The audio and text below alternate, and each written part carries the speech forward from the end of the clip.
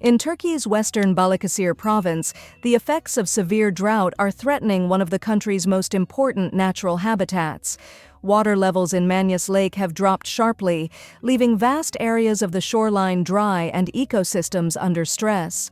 The lake, known as the bird paradise of Kuşcenneti National Park, is home to migratory species including pelicans, storks, and herons.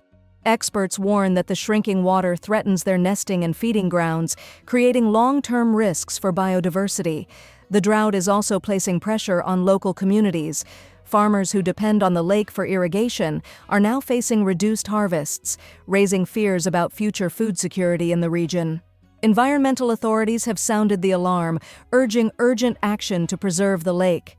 They warn that if current trends continue, the ecological balance of Manyas Lake could collapse, with devastating consequences for both wildlife and people who depend on its resources.